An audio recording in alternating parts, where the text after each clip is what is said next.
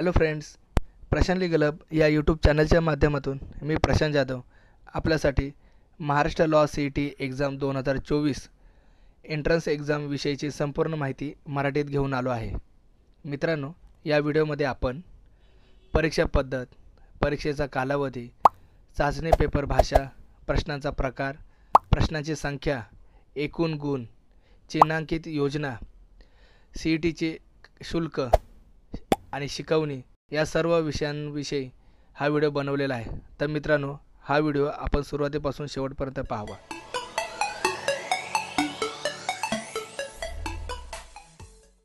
घटक पहिला, परीक्षा पद्धत।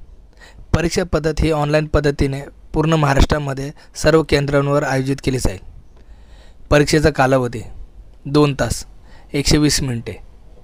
पुढे परीक्षा विषय विभाग, यामध्ये आपण 5 वर्षे आणि 3 वर्षे LLBच्या विद्यार्थ्यांसाठी विषय कोणते आहेत ते जाणून घेऊयात। यामध्ये 5 वर्षाचे LLB करणाऱ्या विद्यार्थ्यांसाठी कायदेशीर योग्यता व कायदेशीर कारणे-मीमांसा, तार्किक आणि विश्लेषणात्मक रिझनिंग, चालू घडामोडी आणि जनरल नॉलेज, इंग्रजी आणि गणित।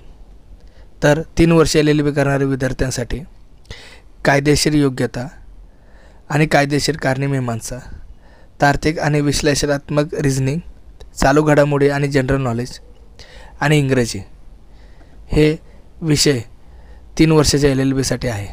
तर पुढे चाचणी पेपर हा इंग्रजी आणि मराठी भाषेत उपलब्ध होईल।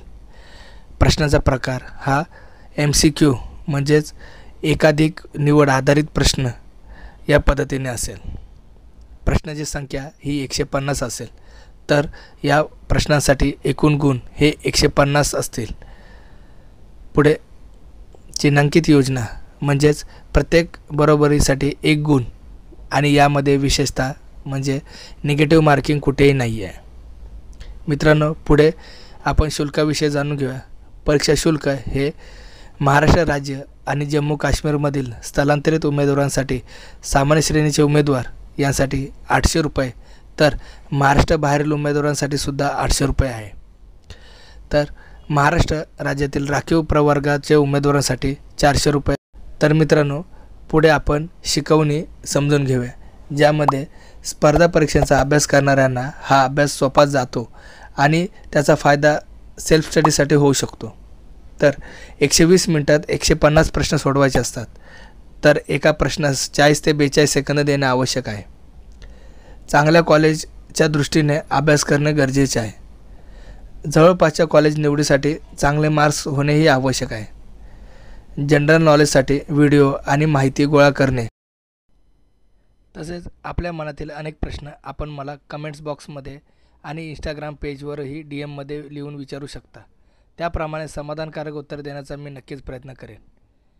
चॅनेलला सबस्क्राईब करा, जास्तीत जास्त लोकांपर्यंत शेअर करा, कारण आपल्यासारख्या इतर मित्रांनाही या चॅनलचा उपयोग होईल। धन्यवाद।